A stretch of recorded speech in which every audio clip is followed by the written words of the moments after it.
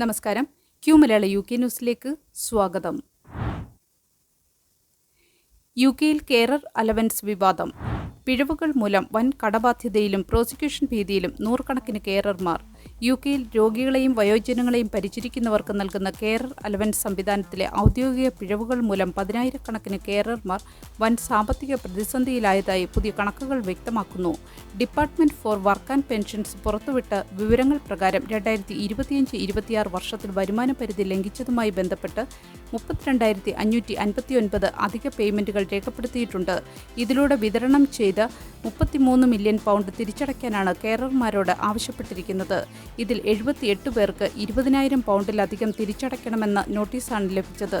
നിശ്ചിത വരുമാന പരിധിയേക്കാൾ കേവലം 1 പെൻസ് അധികം സമ്പാദിച്ചാൽ പോലും മുഴുവൻ അലവൻസും റദ്ദാക്കുന്ന കടുത്ത നിയമങ്ങളാണ് കെയറർമാരെ കെണിയിലാക്കുന്നത്.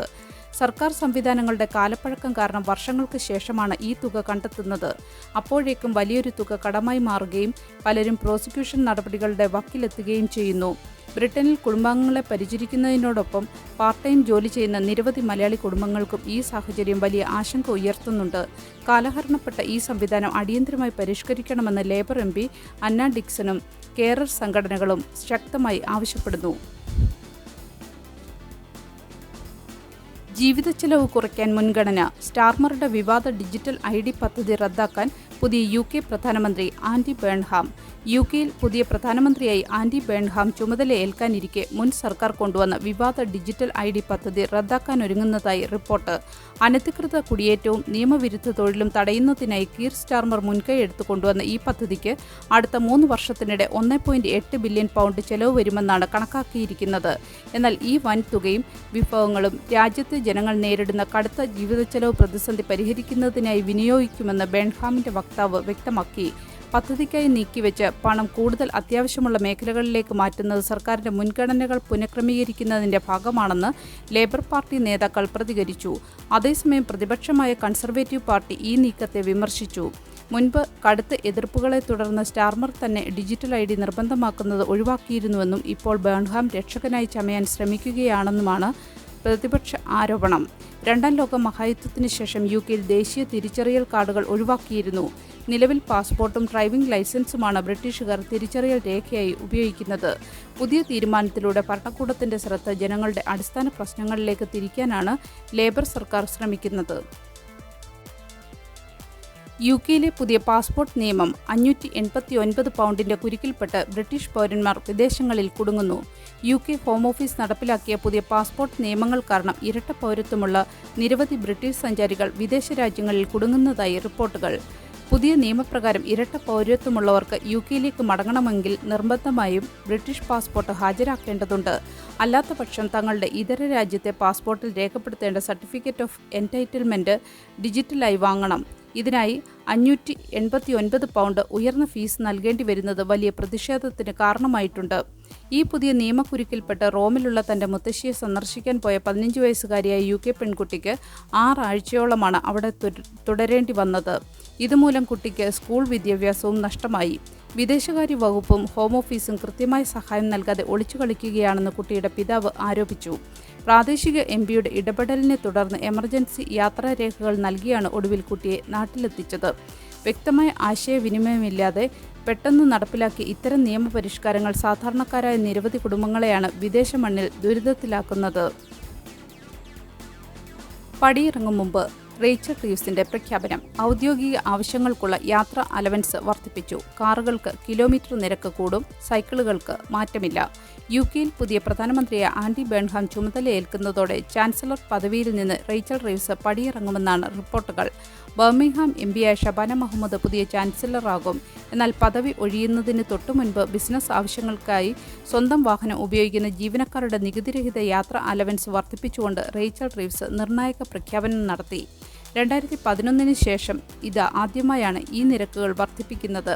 പുതിയ പരിഷ്കരണ പ്രകാരം ഒരു സാമ്പത്തിക വർഷത്തിൽ ആദ്യത്തെ 10,000 മൈൽ യാത്രയ്ക്ക് കാറുകൾക്കും വാനുകൾക്കും മൈലിന് 55 പെൻസ് വീതം ലഭിക്കും.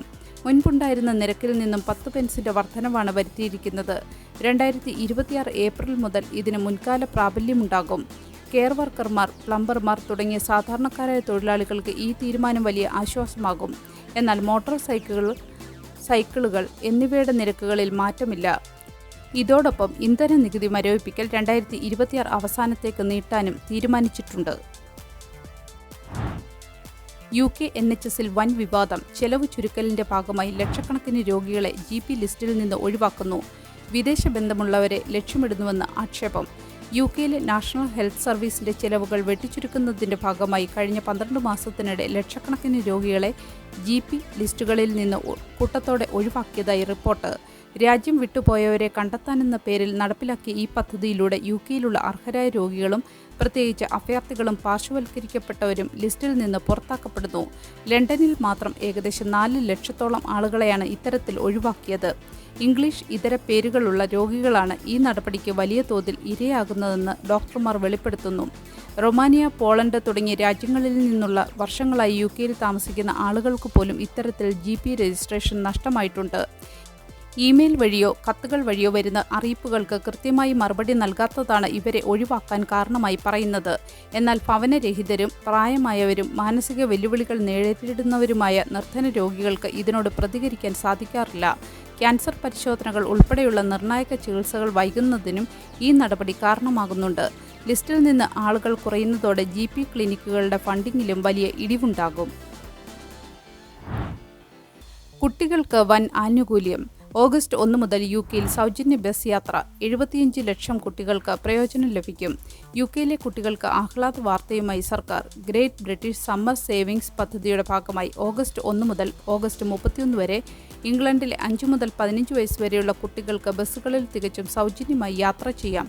രാജ്യത്തെ ഏകദേശം 75 ലക്ഷത്തോളം കുട്ടികൾക്ക് ഈ ആനുകൂല്യം ലഭിക്കുമെന്നാണ് കണക്കാക്കുന്നത്. വേനൽക്കാല അവധിക്കാലത്ത് കുടുംബങ്ങൾക്ക് വലിയൊരു സാമ്പത്തിക ആശ്വാസം നൽകാൻ ഈ പദ്ധതിയിലൂടെ സാധിക്കും. ഏറ്റവും ആകർഷകമായ കാര്യം, ഈ സൗജന്യ യാത്ര ആസ്വദിക്കുന്നതിനായി കുട്ടികൾക്ക് പ്രത്യേക പാസുകളോ തിരിച്ചറിയൽ കാർഡുകളോ അല്ലെങ്കിൽ മൊബൈൽ ആപ്പുകളോ ഒന്നും തന്നെ ആവശ്യമില്ല എന്നതാണ്. പ്രായപരിധിയിലുള്ള കുട്ടികൾക്ക് നേരിട്ട് ബസ്സിൽ കയറി സൗജന്യമായി യാത്ര ചെയ്യാം. എന്നാൽ മുതിർന്നവർക്ക് ഈ ആനുകൂല്യം ലഭിക്കില്ലെങ്കിലും സിംഗിൾ ബസ് നിരക്കുകൾ പരമാവധി 3 പൗണ്ടായി നിജപ്പെടുത്തിയിട്ടുണ്ട്. ലണ്ടൻ ഒഴികെയുള്ള ഇംഗ്ലണ്ടിലെ ഭൂരിഭാഗം പ്രാദേശിക ബസ് സർവീസുകളിലും ഈ ആനുകൂല്യം ലഭ്യമാണ്. എന്നാൽ ദീർഘദൂര നാഷണൽ എക്സ്പ്രസ് കോച്ചുകൾ, ടൂറിസ്റ്റ് ബസ്സുകൾ എന്നിവയിൽ ഈ ആനുകൂല്യം ലഭിക്കില്ല. ജീവിതച്ചെലവ് പ്രതിസന്ധി നേരിടുന്ന കുടുംബങ്ങൾക്ക് ഈ വേനൽക്കാലം കൂടുതൽ സന്തോഷകരമാക്കാൻ ഈ പദ്ധതി സഹായിക്കും. UKയിൽ ശമ്പള വ്യത്യാസം കുത്തനെ കൂടുന്നു. സാധാരണ തൊഴിലാളിയേക്കാൾ 130 മടങ്ങ് കൂടുതൽ പ്രതിഫലം പറ്റി കമ്പനി മേധാവികൾ. UKയിലെ വൻകിട കമ്പനി മേധാവികളുടെ ശമ്പളം റെക്കോർഡ് നിരക്കിലെത്തിയതോടെ സാധാരണക്കാരായ തൊഴിലാളികളും മേധാവികളും തമ്മിലുള്ള വരുമാന വ്യത്യാസം കഴിഞ്ഞ 8 വർഷത്തെ ഏറ്റവും ഉയർന്ന നിരക്കിലെന്ന് റിപ്പോർട്ട്. ഹൈപേ സെന്റർ പുറത്തുവിട്ട കണക്കുകൾ പ്രകാരം FTSE 100 കമ്പനികളിലെ ചീഫ് എക്സിക്യൂട്ടീവുമാരുടെ ശരാശരി വാർഷിക വരുമാനം 8.6% വർദ്ധിച്ച് 5.06 മില്യൺ പൗണ്ടിലെത്തി. ഇത് UKയിലെ ഒരു സാധാരണ മുഴുവൻ സമയ തൊഴിലാളിയുടെ ശരാശരി ശമ്പളമായ 39,000 പൗണ്ടിൻ്റെ 130 മടങ്ങാണ്. ഫാർമസ്യൂട്ടിക്കൽ കമ്പനിയായ ആസ്ട്രാസെനെക്കയുടെ CEO പാസ്കൽ സോറിയറ്റാണ് 17.7 മില്യൺ പൗണ്ടോടെ ഏറ്റവും കൂടുതൽ പ്രതിഫലം വാങ്ങിയ മേധാവി. പുതിയ പ്രധാനമന്ത്രിയായി ചുമതലയേൽക്കുന്ന ആൻഡി ബേൺഹാം ഈ അസമത്വത്തിനെതിരെ ശക്തമായ പൊതുജന ചർച്ചകൾ ആവശ്യമാണെന്ന് മുൻപ് വ്യക്തമാക്കിയിരുന്നു. കോർപ്പറേറ്റ് ധൂർത്തുകൾ നിയന്ത്രിക്കാനും തൊഴിലാളികളുടെ അവകാശങ്ങൾ സംരക്ഷിക്കാനുമായി കനത്ത നികുതികൾ ചുമത്തണമെന്നും ബോർഡുകളിൽ തൊഴിലാളി പ്രതിനിധികളെ ഉൾപ്പെടുത്തണമെന്നും സാമ്പത്തിക വിദഗ്ധർ ആവശ്യപ്പെടുന്നു. UK മലയാളി സമൂഹത്തിന് നൊമ്പരമായി റിനി പയസിന്റെ വേർപാട്. സംസ്കാരം പിന്നീട്. UK മലയാളി സമൂഹത്തിന് കടുത്ത വേദന നൽകി പ്രമുഖ സാമൂഹിക പ്രവർത്തകന്റെ ഭാര്യ നാട്ടിൽ അന്തരിച്ചു. British south India council of commerce ഡയറക്ടറും ഗ്ലോസസ്റ്റർ ഷെയറിൽ താമസക്കാരനുമായ പയസ് കുന്നശ്ശേരിയുടെ ഭാര്യ റിനി പയസാണ് വിട പറഞ്ഞത്. ദീർഘനാളായി രോഗബാധിതയായി നാട്ടിൽ ചികിത്സയിലായിരുന്ന റിനി ഞായറാഴ്ച രാവിലെയോടെയാണ് മരണത്തിന് കീഴടങ്ങിയത്. കോട്ടയം കൊല്ലാട് കറുകയിൽ കുടുംബാംഗമാണ് പരേതയായ റിനി. കോട്ടയം അതിരൂപത മുൻ ആർച്ച് ബിഷപ്പ് പരേതനായ മാർ കുര്യാക്കോസ് കുന്നശ്ശേരിയുടെ സഹോദരപുത്രനാണ് ഭർത്താവ് പയസ് കുന്നശ്ശേരി. മുൻപ് ബേസിംഗ്സ്റ്റോക്കിൽ താമസിച്ചിരുന്ന ഈ കുടുംബം നിലവിൽ ബ്രിസ്റ്റോളിനടുത്തുള്ള ഗ്ലോസ്റ്ററിലാണ് സ്ഥിരതാമസം. റിനിയുടെ വേർപാടിന്റെ വിവരമറിഞ്ഞ് UKയിലായിരുന്ന ഭർത്താവ് പയസും ഇവരുടെ 3 പെൺമക്കളും നാട്ടിലേക്ക് തിരിക്കും.